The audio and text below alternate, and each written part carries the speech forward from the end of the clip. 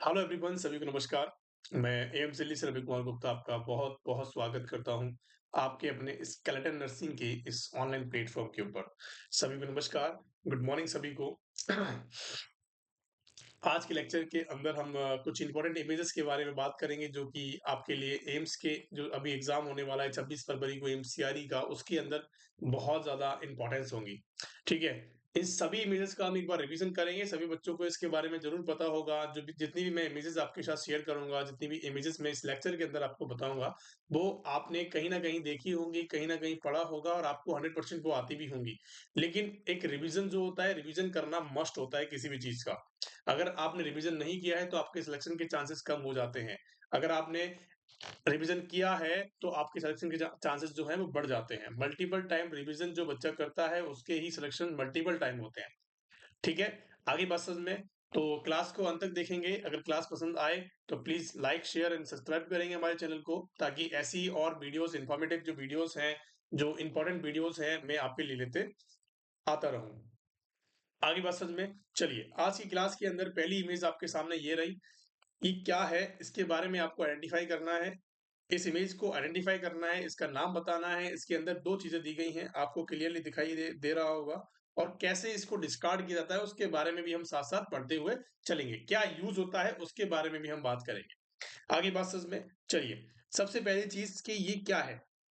देखो, इसके अंदर 2 चीज़ें दिखाई गई हैं। इसके अंदर 2 चीज़ें हैं। एक तो एक सिंगल वाली चीज़ की बात करूँ तो मैंने एक सर्किल में लगाया है। एक तो ये एक मशीन दिखाई गई है, और एक ये आपको एक कफ जैसे ये पैरों में लगे हुए कपड़े जैसा एक कफ दिखाई गया है। तो इन दोनों चीज़ों को क्या-क्या नाम से पुकारा गया है, किस-किस नाम से इसको बोला गया है, क्या-क्या इनके नाम रखे गए हैं। सबसे पहली चीज़ जो ये चीज़ है, जो एक मशीनरी आपको देखने को मिल रही है, जो बेड साइड टंगी हुई है, बेड के साइड रेल पे टंगी हुई है, फुट एंड पे टंगी हुई है। इसका मतलब क्या है, इसका नाम क्या है, इसका क्या यूज़ होता है, उस सब के बारे में मैं आपको बताने वाला हूँ। सबसे पहली चीज़, इस चीज़ को बोलते हैं डीवीटी पंप। क्या बोलते हैं मेरे प्यारे बच्चों? DVT pump. ठीक है? आई मेरी बात समझ में? तो क्या बोला कि सर इसको हमने बोला डीवीटी पंप। ठीक है। अब ये जो कफ है, इसको बोला हमने डीवीटी कफ। क्या बोला? इसको बोलते हैं हमने डीवीटी कफ। 2 चीज़ें हुई, डीवीटी कफ हुआ, डीवीटी पंप हुआ। इन दोनों के बारे में अगर आपके सामने आते हैं तो आप नहीं भूलोगे?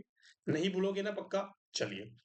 अब इन सर इन दोनों चीज़ों का मतलब क्या है, काम क्या है? इसके बारे में हमें बताएँगे। देखो, डीवीटी पंप का यूज़ क्या है? डीवीटी एक तो जो डीवीटी है और डीवीपी पंप है, उन दोनों की फुल फॉर्म पता होनी चाहिए, ठीक है? डीवीटी का मतलब होता है कि deep vein thrombosis. Deep vein thrombosis. क्या होता है डीवीटी का मतलब? कि डीप वेन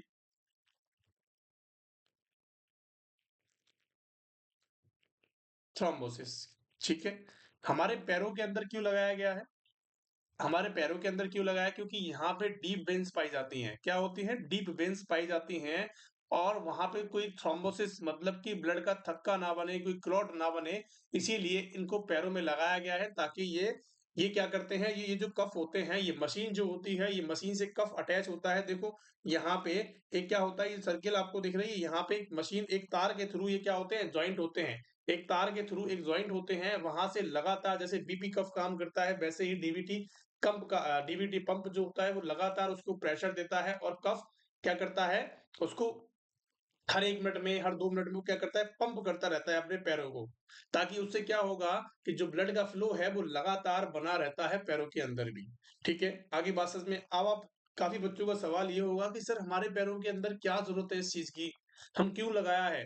कि सर अगर मैं आपसे बात करूँ कि जो चलता-फिरता पेशेंट है उसके अंदर इसको यूज़ नहीं किया जाता है। इसको यूज़ कहाँ करते हैं? इसको यूज़ कहाँ करते हैं बच्चों? जो बेड रिडन पेशेंट होते हैं। बेड रिडन जो पेशेंट होते हैं, जो बेड पे पड़े हुए होते हैं, जो पैरालाइज़्ड पेशेंट्स होते हैं, जो क्वाड्रिप्लेजिक पेशेंट्स होते हैं, जिनके अंदर क्या हो सकते हैं, वो मूव नहीं कर सकते। आईसीयू पेशेंट की बात करें, अगर मैं आपसे बेड रिडन या आईसीयू पेशेंट्स की बात कर लेता हूँ, जो फ्रैक्चर्ड पेशेंट होते हैं, उनके अंदर भी हम लगा सकते हैं। सबसे पहली चीज़ तो आपको ये याद रखना है कि जो बेड रिडन मतलब कि बेड से उठ नहीं सकता, चल नहीं सकता, फिर नहीं सकता, उसके अंदर हमें डीवीटी पंप का यूज़ करते हैं और डीबीटी कफ का यूज करते हैं। मेरी बात समझ में आ गई? मैंने इसका दोनों के नाम बताए हैं, दोनों की परिभाषा को मैंने आपको समझाया है। ये बीपी कफ की तरह काम करता है। जस्ट जैसे ही बीपी आपको प्रेशर प्रेशर से क्या लेता है, बीपी लेता है, वैसे ही ये क्या करता है, हर 2-5 मिनट के अंदर क्या करता है, ये एक पंप करता है हमारे पैरों को, और हमारी जो पैर की डीप वेन्स है उनको पंप करता है, ताकि अगर कोई ब्लड वहां पे थक्का बन गया है, कोई क्लॉट बन गया है, तो वो आगे चला जाए। पहली बात तो ये बनने ही नहीं देता है, अगर बन भी गया है तो वो आगे सफल हो जाए। आगे बात समझ में? यूज कहाँ करते हैं कि सर बेड रिडन पेशेंट के अंदर करते हैं। आगे बात समझ में? आगे मेरी बात समझ में मेरे प्यारे बच्चों? बहुत बढ़िया। अब एक चीज और होती है, आपने देखा होगा, अगर किसी ने आईसीयूज के अंदर काम किया है, तो आपने देखा होगा कि जो बेड रिडन पेशेंट होते हैं या आईसीयू पेशेंट्स होते हैं, जो आईसीयू पेशेंट्स होते हैं, उनके अंदर ज़्यादा क्या होती है, ज़्यादा कैपेबिलिटी होती है, या फिर हम कह सकते हैं वो ज़्यादा प्रोन होते हैं किस चीज़ के लिए? डीप वेन थ्रोम्बोसिस के लिए, कि उनके अंदर क्लॉट बनने के ज़्यादा चांसेस जल्दी होते हैं। आगे बात समझे, क्योंकि उनकी बॉडी जो है वो रेस्ट कर रही है, रुकी हुई है एक जगह। जैसे कोई बंदा है, क्वाड्रिप्लेजिक पेशेंट है, वो लगातार लेटा हुआ है, वो तो खड़ा हो नहीं सकता, मूवमेंट भी नहीं कर सकता, तो उसके अंदर ज़्यादा से ज़्यादा चांसेस होते हैं किस चीज़ के लिए? किस चीज़ के? थ्रोम्बोसिस बनने के लिए। आगे बात समझ में, थ्रोम्बोसिस बनने के बहुत ज्यादा चांसेस होते हैं किसके अंदर? क्वाड्रिप्लेजिक पेशेंट्स के अंदर और बेड रिडन पेशेंट के अंदर। आगे बात समझ में, तो उनके अंदर हम क्या करते हैं? डीबीटी पंप का यूज करते हैं, डीबीटी कफ को लगाकर। आगे बात समझ में, जिससे क्या होगा कि वो बार बार पंप करता रहेगा और ब्लड का फ्लो चलता रहेगा। आगे बात समझ में? चलिए, अब अगर किसी पेशेंट, चलो आपने ये देखा कि सर आपने बता दिया कि सर डीप वेन के अंदर भी ये पंप कर देता है, लेकिन एक चीज और होती है, जो क्वाड्रिप्लेजिया पेशेंट्स होते हैं उनके अंदर हम एक इंजेक्शन भी लगाते हैं, एक इंजेक्शन भी लगाते हैं जो कि एचएस लगता है। एचएस का मतलब क्या है? मोस्टली एचएस लगता है। एचएस का मतलब होता है होरा सोमनी, सोते समय। क्या होता है? सोते समय। सोते समय एक हम इंजेक्शन लगाते हैं जिसको बोलते हैं इनॉक्सापेरिन। इनॉक्सा, क्या बोलते हैं मेरे प्यारे बच्चों? इनॉक्सापेरिन या क्लेक्सिन होता है। अगर आप में से किसी बच्चे ने देखा हो, सुना हो, या फिर आपने कभी काम किया हो हॉस्पिटल्स के अंदर या आईसीयूज के अंदर, मैं रोज लगाता हूँ। एससी लगता है, एससी का मतलब है सबक्यूटेनियस, इसको लगाया जाता है। मैं अपने पेशेंट्स को रोज लगाता हूँ इसको। हमारे आईसीयू के अंदर इसका रोज यूज होता है ऐसे पेशेंट के अंदर जो बेड रिडन पेशेंट है, चल फिर नहीं सकते हैं, जिनके अंदर क्लॉट बनने के ज्यादा चांसेस होते हैं, उनके अंदर। आगे बात समझ में? इनोक्साबन या क्लैक्सिन उसको बोलते हैं, ये 2 मात्रा के अंदर आता है, या 2 फॉर्म में आता है। कितनी फॉर्म के अंदर आता है? 2 फॉर्म के अंदर आता है। 0.4 एमएल के अंदर भी आता है और 0.6 एमएल के अंदर आता है। According to weight, according to body weight इसको लगाया जाता है। ये डॉक्टर तय करते हैं, डॉक्टर बताते हैं कि इसको 0.4 की जरूरत है या 0.6 की जरूरत है। आगे बात समझ में? अब ये सर इनोक्सापेरिन क्या भला है, इसके बारे में थोड़ा सा समझा दिए। आपने सुना होगा लो मॉलिक्यूलर हिपेरिन का नाम सुना है? लो मॉलिक्यूलर वेट हिपेरिन सुना है आपने? अगर नहीं सुना तो यही वही होता है। इनॉक्सापेरिन या क्लैक्सिन की अगर हम बात करें तो low molecular heparin, low molecular weight heparin होता है। क्या मेरी बात समझ में आ गई आप सभी को? हिपेरिन का पता लग गया ना? हेपेरिन क्या होता है कि सर ये हमारे हमारे क्लॉट को बनने से रोकता है, हमारे क्लॉट को बनने से रोकता है। क्या मेरी बात समझ में आ गई या नहीं आई?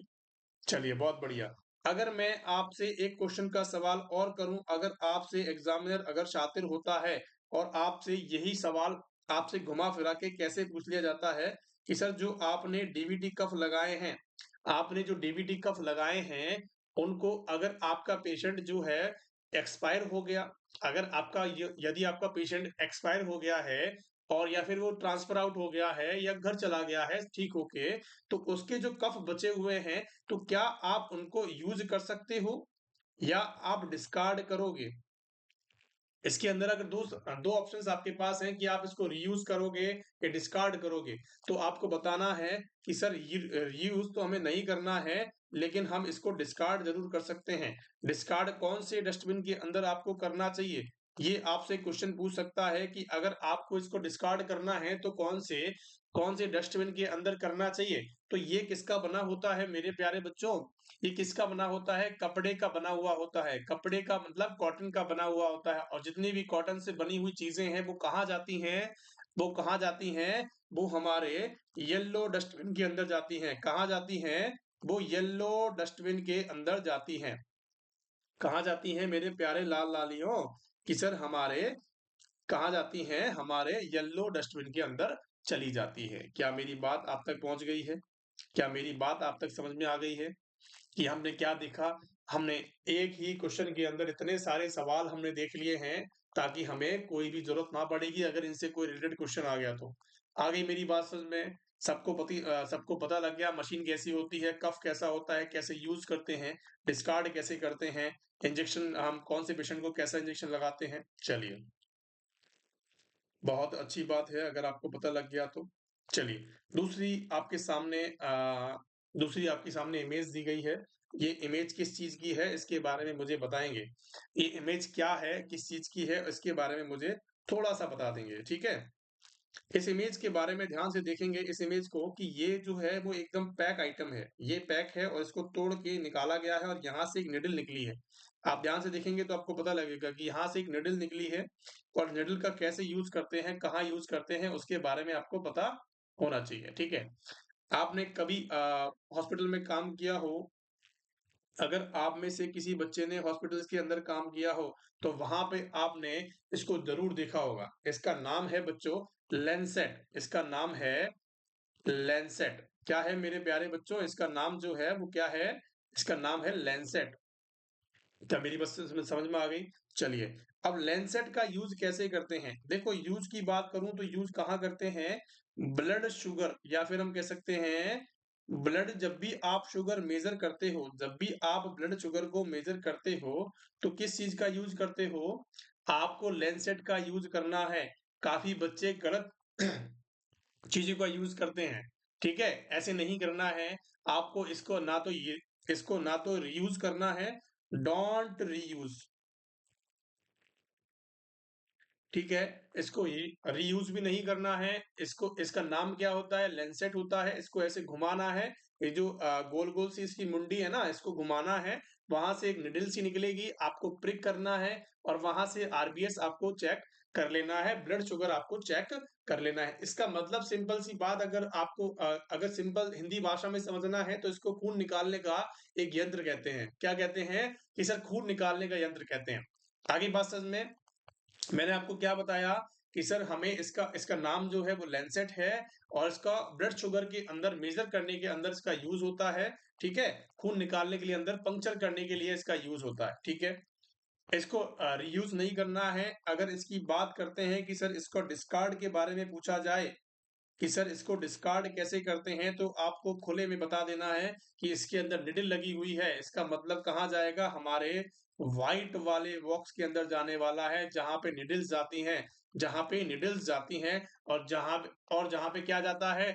जो सिरिंज अपने निडल से अटैच है, वो भी सिरिंज कहाँ जाएगी? जो उससे अलग नहीं हो सकती है, वो भी व्हाइट वाले बॉक्स के अंदर जाएगी, जो कि ट्रांसपेरेंट होता है, ट्रांसल्यूसेंट होता है। कैसा होता है? ट्रांसल्यूसेंट होता है, और पंक्चर प्रूफ भी होता है। कैसा होता है मेरे प्यारे बच्चों? आपने देखा होगा, अगर आपने हॉस्पिटल्स के अंदर काम किया है, तो आपको इसके बारे में 100% पता होगा कि कैसा होता है। कि सर आपको इसको डोंट रीयूज नहीं करना है, पहली बात तो, और इसको ट्रांसल्यूसेंट और पंक्चर प्रूफ कंटेनर होता है डिस्कार्ड के मायने के अंदर। क्या मेरी बात आप तक पहुंच गई है? समझ में आ गया है? मैंने आपको क्या बताया? लेंसेट के बारे में बताया है। आ गई बात समझ में? चलिए भैया, बहुत बढ़िया। आगे बात करते हैं इस वाली इमेज के अंदर, कि ये क्या इमेज है बच्चों। इस इमेज के बारे में सभी को पता होगा। इस इमेज के बारे में सभी को पता होगा, लेकिन कंफ्यूज होने वाली बात यहाँ पे नहीं होनी चाहिए। इस इमेज के बारे में सभी देखेंगे। इस इमेज के बारे में क्या कहेंगे? काफी बच्चे इसका नाम क्या करेंगे? कि सर यूरोमीटर करेंगे, या फिर यूरो बैग कहेंगे। इसको यूरोमीटर कहेंगे या यूरो बैग कहेंगे, दोनों में से आंसर को फटाफट करेंगे। देखो जो भी बच्चे यूरो बैक कर रहे हैं उनका आंसर गलत हो जाएगा, क्योंकि इसका नाम इसके अंदर मीटर लगा हुआ है, इसीलिए इसको हम क्या कह रहे हैं, यूरो मीटर इसको कह रहे हैं। क्या कह रहे हैं बच्चों, क्योंकि इसके अंदर मीटर लगा हुआ है, इसीलिए इसको हमने यूरो मीटर नाम दे दिया है। आपको दिख रहा होगा यहाँ पे बहुत अच्छे से मार्किंग दे रखी है। ये मीटर जैसे कि यहाँ पे मार्किंग दे रखी है, 100 150 जो भी मार्किंग होती है, आप देखेंगे इसको तो आपको मार्किंग यहाँ पे दिखाई देने वाली है। आगे बात समझ में, इसका यूज कहाँ होता है, इसका यूज ज्यादातर हम आईसीयू पेशेंट्स के अंदर करते हैं। ज्यादातर जो यूज होता है वो आईसीयू पेशेंट्स के अंदर होता है, आवरली यूरिन मॉनिटर करने के लिए।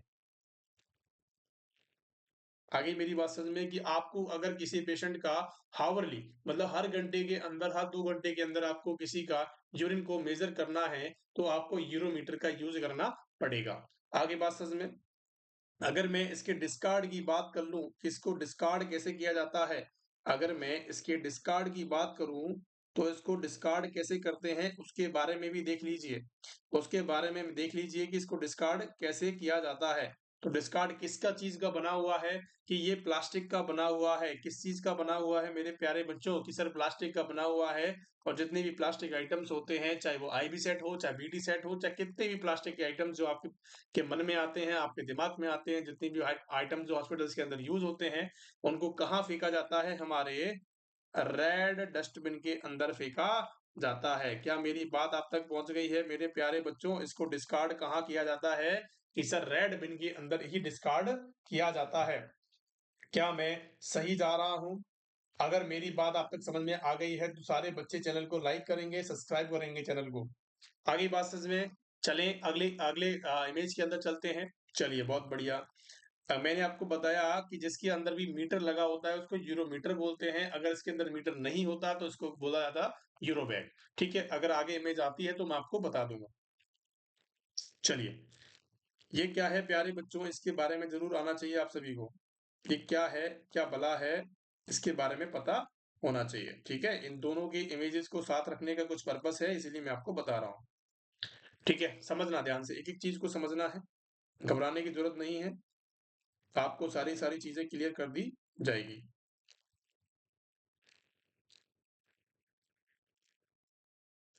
ठीक है, ओके, देखेंगे। सबसे पहली चीज, सबसे पहली इमेज आपके सामने ये रही। सबसे पहली इमेज तो क्या है, ये है बच्चों, काफी बच्चों को पता होगा इसके बारे में, कि सर इसको बोलते हैं आईबी सेट। देखो नॉर्मल सी बातें हैं, लेकिन इस नॉर्मल सी बातों के अंदर कौन कौन सी चीजें मैं आपको बताऊंगा उसके बारे में आपको देखना है। ठीक है, अब काफी बच्चों को पता है कि सर ये आईवी सेट है, लेकिन काफी बच्चों को इसके बारे में नहीं पता होगा कि ये क्या है, तो इसको बोलते हैं बीटी सेट। और बीटी सेट की फुल फॉर्म होती है ब्लड ट्रांसफ्यूजन सेट, और आईवी सेट की फुल फॉर्म होती है इंट्रावीनस सेट। क्या होती है, इंट्रावीनस सेट, इन्फ्यूजन सेट भी बोल सकते हैं, या फिर हम कह सकते हैं इन्फ्यूजन सेट या आईवी इंट्रावीनस सेट बोल सकते हैं। और बीटी सेट का मतलब ब्लड को ट्रांसफ्यूज करने वाली बीटी सेट होता है। क्या होता है, ब्लड को देने वाला या ब्लड को ट्रांसफ्यूज करने वाला सेट कौन सा होता है, बीटी सेट होता है। ठीक है, बीटी सेट और आईवी सेट के अंदर एक खास बात होती है। आईवी सेट हो या बीटी सेट हो, दोनों के अंदर एक खास बात होती है। खास बात कौन सी होती है, कि जो आईवी सेट होता है उसके अंदर फिल्टर नहीं होता है। इसके अंदर फिल्टर नहीं होता है। क्या नहीं होता है, फिल्टर क्या होता है, एब्सेंट होता है। बस, इसके अंदर फिल्टर एब्सेंट होता है, और इसके अंदर जो फिल्टर होता है वो प्रेजेंट होता है। आगे मेरी बात समझ में, मैंने क्या बताया, कि इसके अंदर तो एब्सेंट होता है और इसके अंदर प्रेजेंट होता है। फिल्टर की बात होती है बस। क्या होती है मेरे प्यारे बच्चों, सिर्फ और सिर्फ फिल्टर की ही बातें होती हैं। दोनों की दोनों ट्यूबिंग सेम होती हैं, दोनों के दोनों चैम्बर सेम होते हैं। बस इसके अंदर फिल्टर होता है, इसके अंदर फिल्टर नहीं होता है। आगे बात समझ में, अब इन दोनों की बातें कर लेते हैं। दोनों ही क्लास किसके बने होते हैं भैया, डिस्कार्ड की अगर मैं आपसे बात करूं तो डिस्कार्ड की कैसे बात करनी होती है, देखेंगे ध्यान से। अगर मैं आपसे ये पूछूं कि ये दोनों के दोनों सेट किससे बने हुए होते हैं, तो क्या आपको बताना है कि सर प्लास्टिक के बने हुए होते हैं। और मैंने अभी आपको थोड़ी देर पहले क्या बताया, कि जितने भी आइटम प्लास्टिक से बनते हैं, चाहे आंख बंद करके लिख देना, चाहे आंख बंद करके लिख देना, कि जितने भी आइटम प्लास्टिक से बने हुए होते हैं उनको कहाँ फेंका जाता है, मैंने कहाँ बताया था कि सर रेड डस्टबिन या रेड बिन के अंदर ही फेंका जाता है। आगे मेरी बात समझ में, कहाँ फेंका जाता है कि सर रेड बिन के अंदर या रेड डस्टबिन के अंदर ही फेंका जाता है। क्या मेरी बात समझ में आ गई आप सभी को? मैंने क्या बताया कि सर रेड बिन के अंदर प्लास्टिक आइटम्स को फेंका जाता है। लाल लचीला मतलब कि लाल डब्बे के अंदर कैसा लचीला आइटम आता है, लचीला का मतलब है प्लास्टिक आइटम आता है। क्या मेरी बात समझ में आ गई? चाहे आईबी सेट की बात करें, चाहे बीटी सेट की बात करें, काफी बच्चों का सवाल होगा कि सर हमारा जो ब्लड बैग होता है, सर जो हमारा ब्लड बैग होता है कि सर ब्लड बैग के अंदर क्या है? ब्लड है। तो ब्लड बैग को कहाँ फेंका जाएगा? कि देखो बच्चों, ब्लड बैग जो होता है उसको हम फेंकते हैं येलो डस्टबिन के अंदर।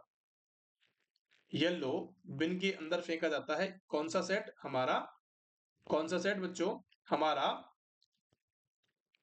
अगर मैं आपसे बात करूं कि सर कौन सी चीज की बात करें कि सर येलो बिन की बात करते हैं, तो येलो बिन के अंदर ब्लड बैग को फेंका जाता है और जो बीटी सेट होता है उसको डिस्कनेक्ट करके कहाँ फेंका जाएगा? हमारे रेड बिन के अंदर फेंका जाएगा। दोनों की दोनों इमेज समझ में आ गई? बहुत बढ़िया। ये क्या चीज है बच्चों? ये इसके बारे में आपको अभी को पता होना चाहिए कि ये क्या है। देखो बहुत सीधी इमेज है, बहुत ही इसके अंदर कुछ आपको ज्यादा देखने की जरूरत नहीं है। सिंपल सी चीज आपको देखनी है। सिंपल सी चीज क्या देखनी है मैं आपको बता देता हूँ, ठीक है? आपको जूम करना है। अगर आपको दिखाई दे रहा है तो इसके अंदर आपको कुछ रीडिंग्स देखने को मिल रही हैं। इसके अंदर लोड लेने की जरूरत नहीं है, आपको लोड लेने की जरूरत ही नहीं है, ठीक है? इसके अंदर आपको कुछ कुछ दिखाई दे रहा है, देखो कुछ कुछ दिखाई दे रहा है या नहीं दिख रहा? कि सर इसके अंदर कुछ कुछ दिखाई दे रहा है, 50%, 50 है, 420 है, ऐसी कुछ चीज दिखाई दे रही है, मतलब रीडिंग्स आपको दिखाई दे रही है टोटल, ठीक है? और ये आपको एक पाइप दिखाई दे रहा है, व्हाइट व्हाइट सा पाइप जो है, इसको क्या बोलते हैं? आप सभी को पता है। इसको क्या बोलते हैं? वेन सर्किट बोलते हैं, नहीं बोलते हैं? और ये जो नीला नीला सा है इसको बोलते हैं आर्टिफिशियल लंग। अगर आप गूगल पे सर्च करके देखोगे तो उसको क्या बोलेंगे? Artificial lung. अब हमें अब सपोज दैट मैं आपको एग्जांपल देता हूँ। आप एक आईसीयू के अंदर टेक्नीशियन हो, या फिर आप कह सकते हैं कि आप एक स्टाफ हो, आईसीयू के अंदर हो, ठीक है? अब आपके पास एक कॉल आता है कि आपके पास ना एक मरीज आ रहा है जो कि नॉन रिस्पॉन्डर है, और कहाँ से आ रहा है? इमरजेंसी से एक पेशेंट आ रहा है। कहाँ से आ रहा है? इमरजेंसी से एक पेशेंट आ रहा है, ठीक है? इमरजेंसी से आपके पास एक मरीज आ रहा है। आपको उसका वेंटिलेटर जो है वो चेक करके रखना है। आपको वेंटी को क्या करना है? चेक करके रखना है, ठीक है? अब आप वेंटी को चेक कैसे करोगे कि ये प्रॉपर ब्रीथ कर रहा है, नहीं कर रहा है? आप वेंटिलेटर को चेक कैसे करोगे कि प्रॉपर पेशेंट तक सांस पहुंचा सकता है या नहीं पहुंचा सकता? अब ऐसा तो नहीं है कि आप किसी मरीज को इंट्यूबेट करोगे, इंट्यूबेट करने के बाद उसको उसके ऊपर डेमो करके देखोगे, चेक करके देखोगे कि हाँ भाई ये सही है, अब आने दो मरीज को, कि अब आने दो मरीज को। ऐसा नहीं होता है। ऐसा क्या होता है? ऐसा नहीं होता है, ठीक है? जब भी आपको वेंटी को चेक करना होता है तो आपके पास एक आर्टिफिशियल लंग होना चाहिए। आर्टिफिशियल क्या होना चाहिए?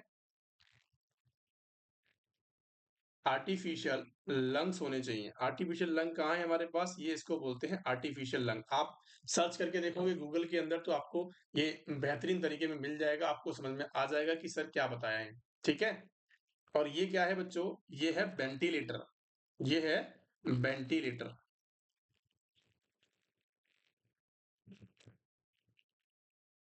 आगे मेरी बात समझ में, इसको क्या बोला हमने? वेंटिलेटर बोला। घबराने की कोई बात? कोई घबराने की बात? अगर आपको यहाँ पे रीडिंग्स देखने को मिल रही हैं, कुछ-कुछ रीडिंग्स आ रही हैं, तो आपको वेंटिलेटर आँख बंद करके कर देना है। आपको वेन सर्किट दिख रहा है, आपको आर्टिफिशियल लंग दिख रहा है, तो आपको बिल्कुल भी आँख बंद करके रखना है, ज़्यादा सोचने की ज़रूरत नहीं होनी चाहिए।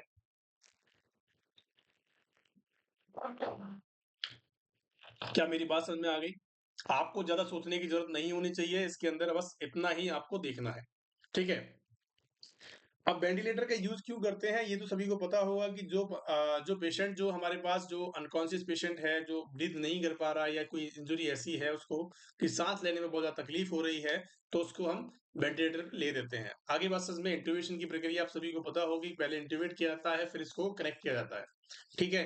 इसके अंदर ज़्यादा चर्चा हम नहीं करेंगे, क्योंकि इसके अंदर बहुत सारे मोड्स होते हैं, पीसीबी मोड होता है, ठीक है? वॉल्यूम कंट्रोल मोड होते हैं, ठीक है? प्रेशर कंट्रोल मोड्स होते हैं, बहुत सारे मोड्स होते हैं जिनको पढ़ने की आपको ज़रूरत नहीं है। आगे बात समझ में, क्योंकि ये एमबीबीएस वालों का काम होता है, वो तय करते हैं, वही वेंटिलेटर को क्या करते हैं, मेंटेन करने का काम करते हैं। हमारा कोई काम नहीं होता है, ठीक है? टेक्नीशियंस का काम होता है और डॉक्टर्स का काम होता है। अब आपको ये समझ में आ गया कि अब मैं एक चीज़ और पूछता हूँ कि अगर आपने ये क्या है बच्चों? ये मैंने आपको बताया कि ये है बेन सर्किट।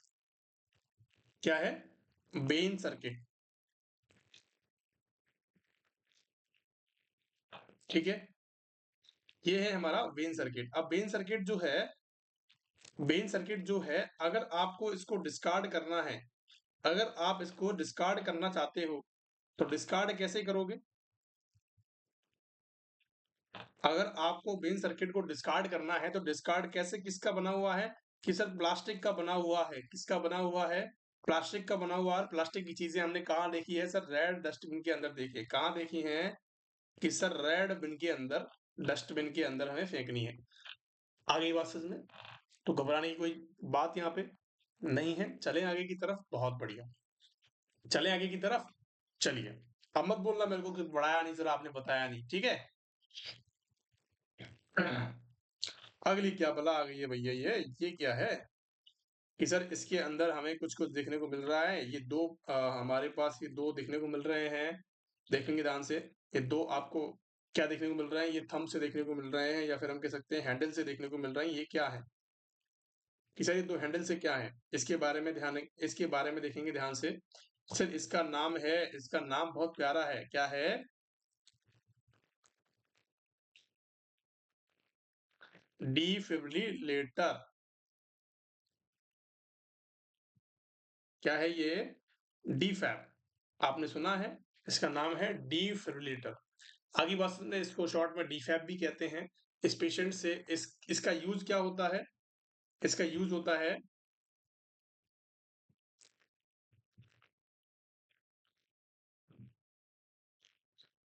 जो पेशेंट की रिदम जो है वो अब नॉर्मल हो जाती हैं। पेशेंट की रिदम जो है, व्हेन रिदम अब नॉर्मल, जब पेशेंट की जो हम कह सकते हैं जो पल्स रेट होती है, जो हार्ट रेट होती है, वो रिदम जो है वो अब नॉर्मल रिदम हो गई है। साइनस रिदम नहीं रही है। वो कैसी हो गई है? अब नॉर्मल रिदम हो गई है, तब इसका यूज किया जाता है। आगे बात समझ में, शॉक वाले पेशेंट्स के अंदर यूज किया जाता है और ये काम क्या करता है बच्चों? ये काम करता है करंट देने का। क्या करता है? करंट देने का। ठीक है? क्या करता है? करंट देने का काम करता है। इस बात का ध्यान रखना आप, ठीक है? इसके अंदर 2 चीज़ें होती हैं, इसके अंदर 2 चीज़ें होती हैं, दोनों इलेक्ट्रोड्स होते हैं। ये दोनों इलेक्ट्रोड्स आपको दिखाई दे रहे होंगे। ये दोनों जो इलेक्ट्रोड्स हैं बच्चों, इनका यूज़ किया जाता है पेशेंट के चेस्ट के ऊपर, ठीक है? पेशेंट के चेस्ट के ऊपर इसका यूज़ किया जाता है और पेशेंट को क्या दिया जाता है? शॉक दिया जाता है, ठीक है? करंट दिया जाता है, पेशेंट की जो अबनॉर्मल रिदम है, वो नॉर्मल रिदम हो जाती है। आगे बात समझ में? इसके अंदर 2 तरह के करंट लगाए जाते हैं। एक करंट होता है 120 किलो जूल का, एक करंट होता है 120 किलो जूल का होता है। दूसरा जो करंट होता है, वो कैसा होता है? वो होता है 200 किलो जूल का, ठीक है? जिस पेशेंट को किससे फ़र्क नहीं पड़ता है, 120 किलो जूल से फ़र्क नहीं पड़ता है, तो उसकी डोज़ बढ़ा के, मतलब कि करंट की क्या बढ़ा के किलो जूल को बढ़ा के, करंट को बढ़ा के उसके अंदर दिया जाता है, उसको दिया जाता है, तब वो क्या होता है? सेट हो जाता है। उसकी रिदम जो है वो कैसी हो जाती है? नॉर्मल रिदम के अंदर आ जाती है। क्या मेरी बात समझ में आ गई आप सभी? इसके बारे में आपको पता होना चाहिए कि ये क्या है? डिफिब्रिलेटर है। आईसीयूज़ के अंदर सबसे ज़्यादा यूज़ होता है। इसके बारे में बताएँगे ये क्या है?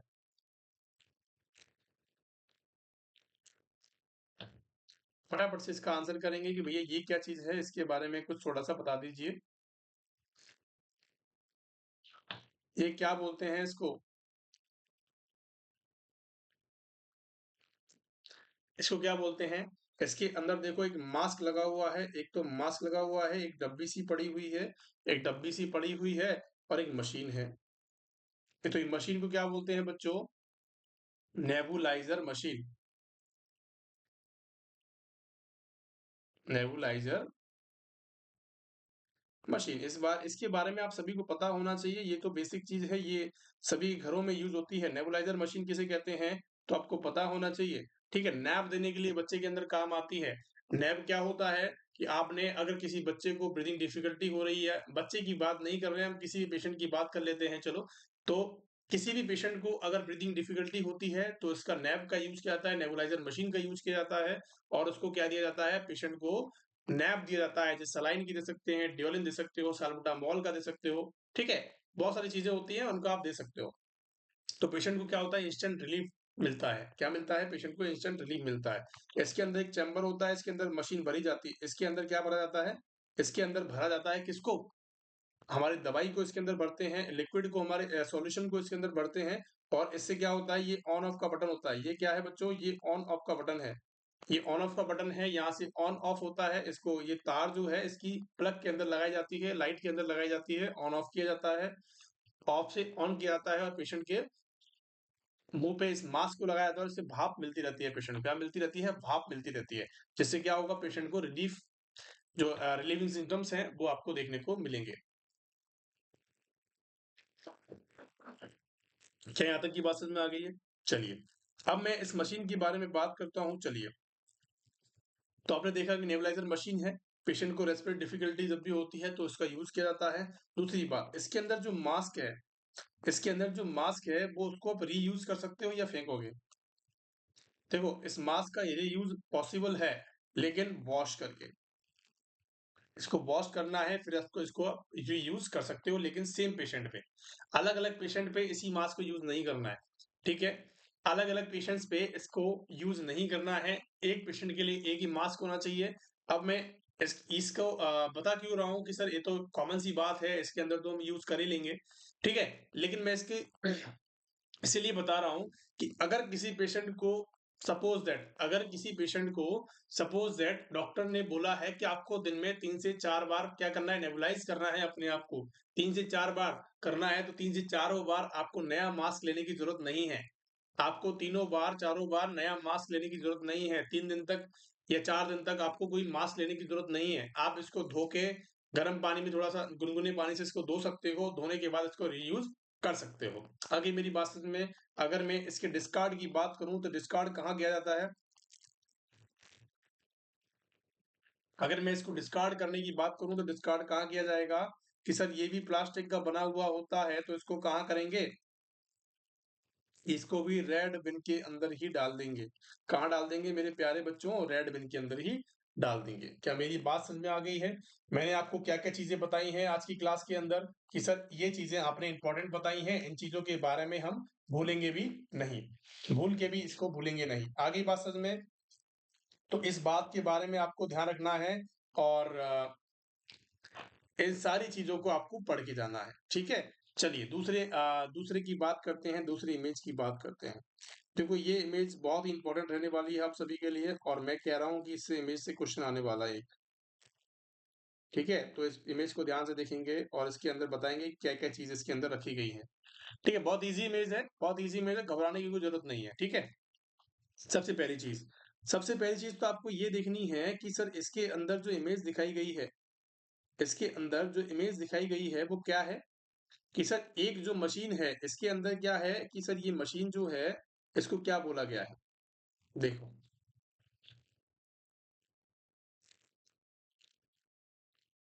देखेंगे। ये जो मशीन है बच्चों, ये जो मशीन है वो उसको क्या बोला है? ग्लूकोमीटर बोला है। क्या बोला है? कि सर इसको ग्लूकोमीटर बोला है, ठीक है? इसको बोल दिया भैया। क्योंकि इसके अंदर 4-5 इंस्ट्रूमेंट्स हैं, मैं उसके बारे में आपको बता देता हूँ कि सबसे पहली चीज़ आपको क्या देखने को मिली है? ग्लूकोमीटर देखने को मिला है। ये क्या बोला है? सर ये है हमारा क्या है? Insulin pen. ये सभी ने देखा होगा अपने घरों के अंदर, अगर घरों के अंदर नहीं देखा है, आपने अगर हॉस्पिटल्स में काम किया है, तो हॉस्पिटल्स के अंदर भी इसको देखा होगा 100%। तो ये क्या है? इंसुलिन पेन है। आगे बात समझ में? चलिए, अब मैं दूसरी बात करता हूँ, ठीक है? ये क्या है हमारी जो डब्बियाँ हैं, चलो इनको छोड़ो। ये क्या है हमारे लैंसेट। मैंने आपको इसके बारे में बताया था कि ये क्या है बच्चों? लैंसेट हैं। अभी बात समझ में? चलिए,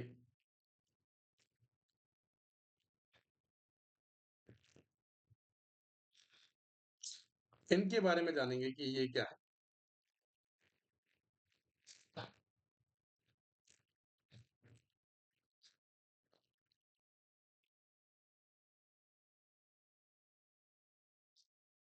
चलिए इनके बारे में जानते हैं कि ये क्या है बच्चों। ये है हमारी ग्लूकोज स्ट्रिप्स। ये क्या है? ग्लूकोज स्ट्रिप्स हैं। आई बात समझ में? मैंने आपको क्या बताया है कि सर मैंने आपको 4 चीज़ें बताई हैं इसके अंदर। चारों चीज़ें आपको रट लेनी है, चारों चीज़ों के बारे में समझना है, मैं आपको समझा रहा हूँ, ठीक है? आपने इसके अंदर देखा है कि सर पहला आपने बताया कि सर इंसुलिन पेन है और एक ये हमारे पास क्या है, एक मशीन सी है, उसको ग्लूकोमीटर बोला है और ये एकदम छोटी-छोटी सी है। एकदम ये छोटी-छोटी सी क्या बताई हैं आपने सर? ये हमें बताई हैं कि ये ग्लूकोज स्ट्रिप्स हैं। ये कैसी हैं? ये ग्लूकोज की स्ट्रिप्स हैं, ठीक है? और ग्लूकोज स्ट्रिप आपने कहाँ देखी है? कहाँ लग रही है भैया? ये लग रही है ग्लूकोज स्ट्रिप, ठीक है? यहाँ आपने लगी है। और ये क्या है? लैंसेट है। लैंसेट के बारे में मैं आपको पहले ही पढ़ा चुका हूँ। आपने लैंसेट की गर्दन मरोड़ी और वहां से एक सुई निकली और सुई को आपने चुबाया। सुई को आपने क्या किया? चुबाया और चुबाने के बाद आपने क्या किया कि पेशेंट का ब्लड आपको देखने को मिल गया। ठीक है? जब भी ब्लड आपको देखने को मिल जाता है तो आपने पहले ही मशीन से कनेक्टेड कर रखी है क्या? स्ट्रिप्स, ग्लूकोज की जो स्ट्रिप्स हैं वो आपने कनेक्टेड कर रखी हैं और यहाँ पे एक क्या होता है, एक साँचा होता है या खाँचा होता है, हम कह सकते हैं कि उसके अंदर ब्लड आता है और वो डिटेक्ट करता है कितना ब्लड शुगर है पेशेंट का। क्या करता है कि वो डिटेक्ट करता है कितना ब्लड शुगर है पेशेंट का, वो मशीन के अंदर शो करता है। जैसे आपको 108 अभी दिखाई दे रहा है, वैसे ही कुछ रीडिंग्स आपको देखने को मिलती हैं पर्टिकुलर पेशेंट्स की। आ गई मेरी बात समझ में? चलिए बहुत बढ़िया। लैंसेट के डिस्कार्ड करने का बारे में मैंने आपको बताया कि व्हाइट कंटेनर के अंदर जाता है, ठीक है? अब यहाँ पर डिस्कार्ड करने वाली कौन-सी बात है? डिस्कार्ड करने वाली है ग्लूकोज स्ट्रिप्स वाली बात, कि सर ग्लूकोज स्ट्रिप्स को कहाँ डिस्कार्ड किया जाता है? सबसे पहली चीज़ आपको ये पता होना चाहिए कि किस चीज़ से बनी हुई है। ग्लूकोज की जो स्ट्रिप्स है वो किस चीज़ से बनी हुई होती हैं बच्चों? आपको पता होना चाहिए कि सर प्लास्टिक से बनी हुई होती हैं और जितनी प्लास्टिक की मटेरियल है वो कहाँ डालते हैं हम? कि सर रेड बिन के अंदर डाला जाता है। कहाँ डालते हैं? कि सर रेड बिन के अंदर डालते हैं। कहाँ डालते हैं मेरे प्यारे बच्चों? कि सर रेड डस्टबिन के अंदर डाला जाता है। क्या मेरी बात यहाँ तक समझ में आ गई आप सभी को? मैंने इसके अंदर चारों पाँचों के बारे में आपको बताया, इस मशीनरी के बारे में बताया, इस प्रोसेस के बारे में बताया। तो इन सभी को आपको देखना है, समझना है, ठीक है? चलिए, दूसरे की बात करते हैं, भैया ये क्या काम कर रहा है पेशेंट? इस पेशेंट के पास ये क्या काम हो रहा है? अगर मैं आपसे बात करूँ कि इस पेशेंट के पास काम हो रहा है भैया, ये किसको क्या बोलेंगे हम? ईसीजी। क्या कर रही है ये लेडी? ये लेडी पेशेंट के साथ क्या कर रही है कि ईसीजी को मेजर करने का काम कर रही है। ईसीजी को मेजर करने का काम कर रही है और उनको क्या बोलते हैं? ECG electrodes.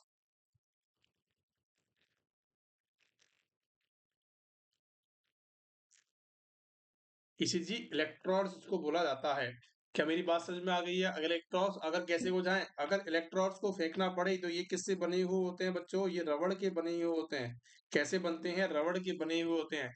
तो इसको कहाँ डिस्कार्ड करते हैं कि सर रेड बिन के अंदर डिस्कार्ड करते हैं। रेड, अगर मैं बात करूं कि सर रबड़ से बनी हुई चीज या फिर प्लास्टिक से बनी हुई चीज कहाँ जाती है? हमारे रेड बिन के अंदर चली जाती है। तो घबराने की कोई जरूरत यहाँ पे बस हमें इतना ही समझना है। यहाँ पे समझाने के लिए ज़्यादा कुछ है नहीं है। ईसीजी की बात हमने कर ली है कि क्या कर रही है बच्चों? ईसीजी मॉनिटरिंग का काम कर रही है। ईसीजी इलेक्ट्रोड्स इनको बोला है और ये रबड़ के बने होते हैं। अगर इनको डिस्कार्ड करना पड़े या फिर इनको ये खराब हो गए हैं, डिस्कार्ड करना पड़े तो हमें कहाँ फेंकना है? रेड डस्टबिन के अंदर फेंकना होता है।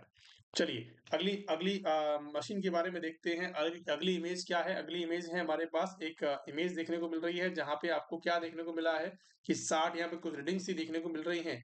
अब रीडिंग्स के बारे में आपको समझना होगा कि इस चीज़ को हम कहते हैं कार्डियक मॉनिटर।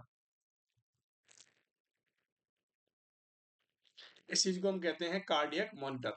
अब कार्डियक मॉनिटर क्या होता है? इस बात को ध्यान रखना है। कार्डिक मॉनिटर की बात करें, सिंपल सी बात है। कार्डिक मॉनिटर क्या है? कार्डिक मॉनिटर के बारे में आपको समझना पड़ेगा, ठीक है? तो समझो इसके बारे में। देखो बहुत कुछ ज़्यादा इसके अंदर गणित नहीं है, इसके अंदर कुछ ज़्यादा गणित नहीं है, आपको समझना है सिंपल भाषा के अंदर। तो कार्डिक मॉनिटर की अगर मैं आपसे बात करूँ, तो आपको इसके इसे कैसे पता लगेगा कि ये कार्डिक मॉनिटर है? देखो इसके अंदर कुछ रीडिंग्स आपको देखने को मिल रही हैं कि सर बीपी आ रहा है, एक तो बीपी आपको देखने को मिल रहा है, क्या देखने को मिल रहा है बच्चों? एक तो आपको बीपी देखने को मिल रहा है, इसके अंदर हार्ट रेट देखने को मिल रही है, एसपीओ2 देखने को मिल रहा है, रेस्पिरेशन देखने को मिल रहा है। तो ये सारी चीजें जब दिखती हैं तो ये कार्डियक मॉनिटर के अंदर ही दिखती हैं। कार्डियक मॉनिटर क्या होता है कि पेशेंट की वाइटल्स को देखने का एक हम कह सकते हैं एक टीवी होती है और ये फिर स्क्रीन होती है जहां पर पेशेंट के वाइटल्स को देखा जाता है। आगे बात समझ में, तो इसको हमने क्या बोला है? कार्डियक मॉनिटर बोला है। सिंपल सी बात है। अगर आपको इसको समझना है तो आपको इन रीडिंग्स के बारे में समझना होगा कि सबसे ऊपर जो आपको दिखाई दे रहा है ग्रीन स्क्रीन के अंदर दिखाई दे रहा है, वो क्या है? हमारी हार्ट रेट है या फिर हम कह सकते हैं पल्स है। ठीक है? और नीचे एसपीओ2 आपको दिखाई दे रहा है, एसपीओ2 है ये।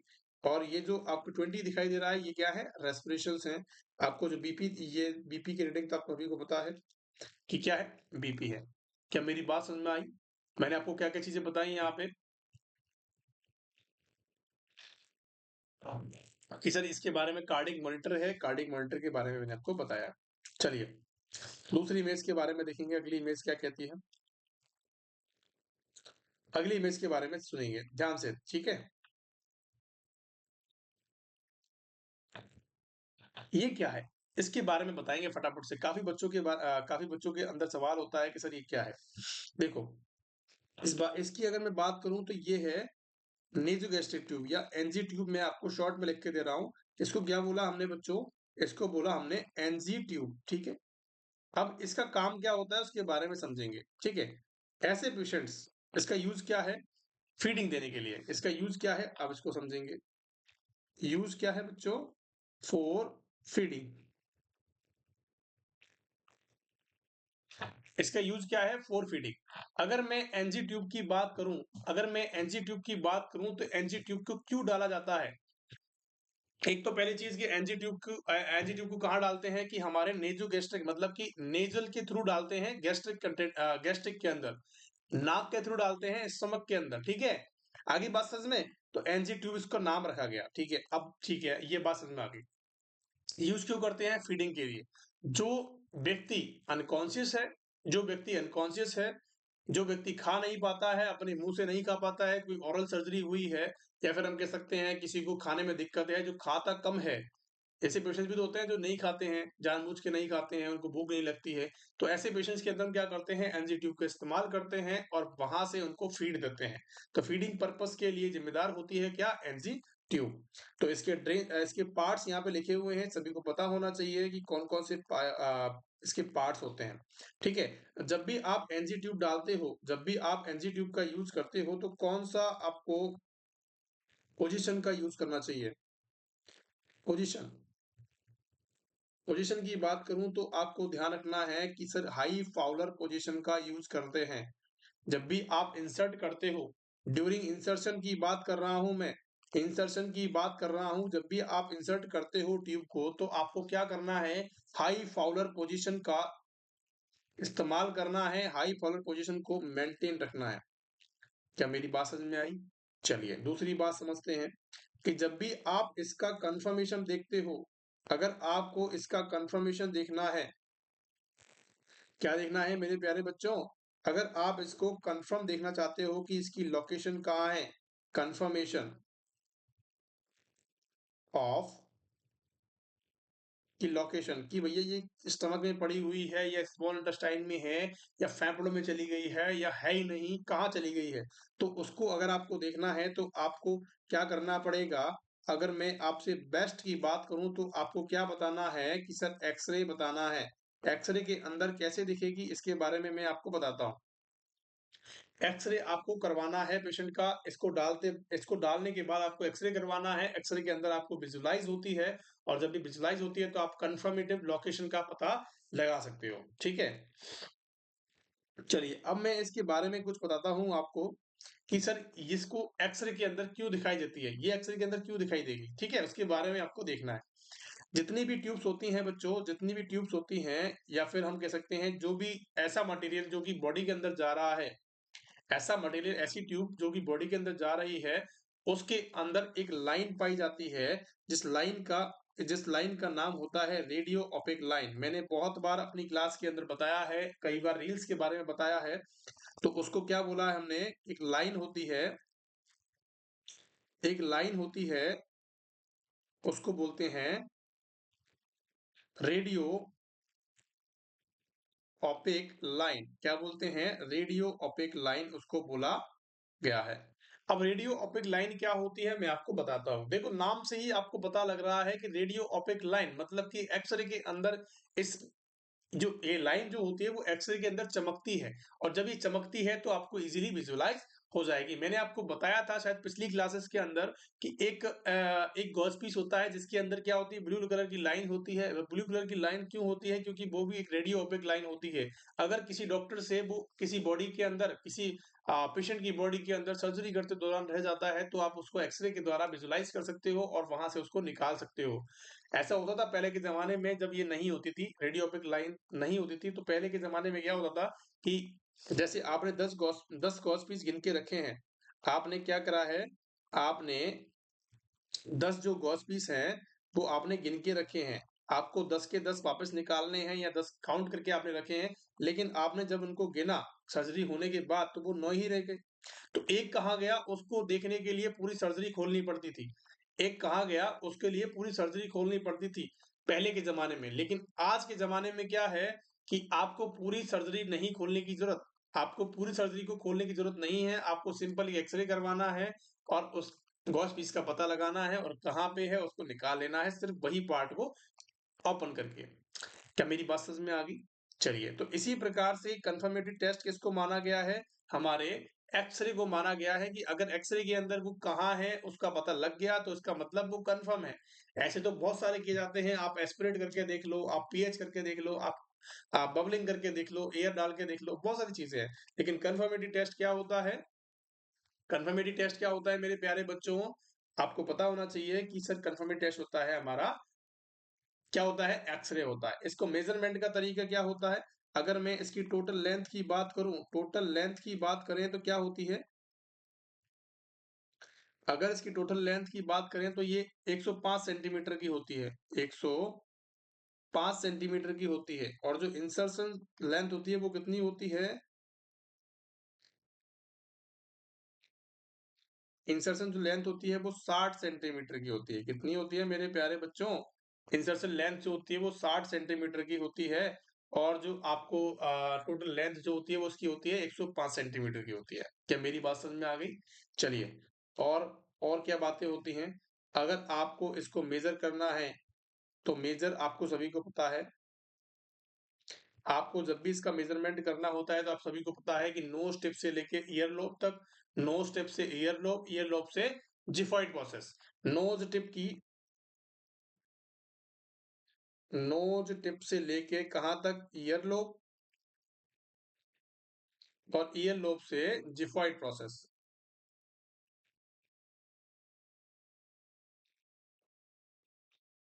क्या मेरी बात समझ में आ गई? जिफॉइड प्रोसेस तक आपको इसको देखना होगा। आ गई बात समझ में? चलिए और जब भी आप इसको निकालते हो तो भी सेमी फॉरवर्ड पोज़ीशन होनी चाहिए। पेशेंट को बोलना है कि आपको जब भी मैं आपको बोलूँ तो आपको साँस को रोके रखना है और उसके बाद साँसें लेनी है। ताकि ये क्या होता है ताकि एस्पिरेट करने के चांसेस कम होते हैं। अगर उसके साथ कोई फूड कंटेंट है तो वो एस्पिरेट कम करने के चांसेस होते हैं। ठीक है? आ गई बात समझ में? क्या आपको मेरी बात समझ में आई या नहीं? चलें अगली क्लास के अंदर? चलिए, अगली क्लास पे ध्यान देते हैं। अगली इमेज पे ध्यान देते हैं। अगली इमेज आपको क्या दिख रही है? एक बलून इसके अंदर फूला हुआ है, एक बलून आपको दिखाई दे रहा है और एक ट्यूब आपको दिखाई दे रही है। इस ट्यूब की क्या बला है? इस ट्यूब का नाम क्या है? देखो सभी बच्चों को इस ट्यूब के बारे में ज़रूर पता होगा क्योंकि ये बहुत कॉमन है। आपने बहुत बार देखी होगी। तो इसको बोलते हैं फॉलीज़ कैथेटर। क्या बोलते हैं? फॉलीज़ कैथेटर। अब भैया ये फॉलीज़ क्या बला है? फॉलीज़ यूरिनरी कैथेटर बोल सकते हैं, फॉलीज़ कैथेटर भी बोल सकते हैं, ठीक है?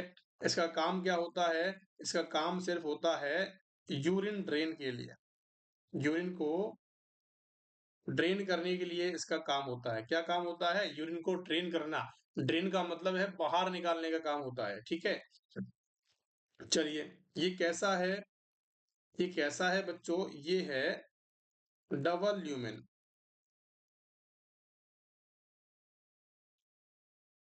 ये है डबल ल्यूमेन। डबल ल्यूमेन का यूज़ कहाँ होता है?